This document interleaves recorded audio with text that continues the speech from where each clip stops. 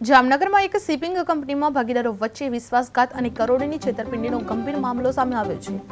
Varun shipping ફર્મના ભાગીદારે પોતાના જ સાથી ભાગીદાર સામે ₹6,79,00,000ની વધુની છેતરપિંડી ફરિયાદ નોંધાવતા ખળભળાટ મચી ગયો છે। આરોપ છે કે કંપનીના બેંક વ્યવહારો સંભાળવાની જવાબદારીનો દુરુપયોગ કરી કર્મચારી અને તેમના સંબંધીના નામે ખાતા ખોલાવી રકમ જમા કરાવી ઉપાડી લેવામાં આવી હતી અને ઉઘરાણી કરતા ધાકધમકી અપાઈ હોવાના આક્ષેપ બાદ સીટીસી ડિવિઝન પોલીસ મથકે ગુનો નોંધી પીઆઈ એનબી ડાબી દ્વારા વધુ તપાસ હાથ ધરવામાં આવી છે।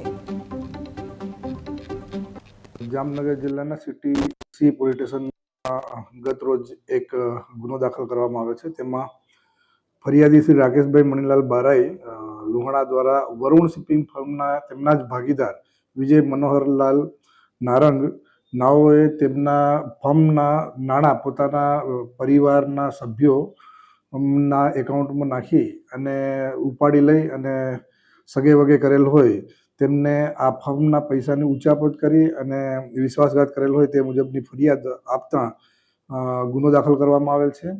આ બનાવ સને 2020થી લઈને 2024 સુધીમાં ફર્મના જે વહીવટ છે, રોકડ નાણાંની લેવડ દેવડનો વહીવટ એ વિજય મનોહર નારંગને વિશ્વાસથી સોંપેલ હતો।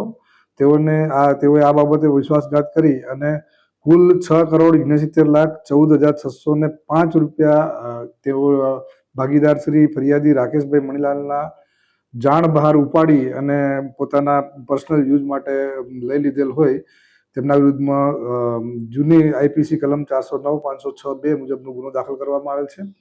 હાલ આ ગુનાની તપાસ પીઆઈ શ્રી સીટીસી એનબી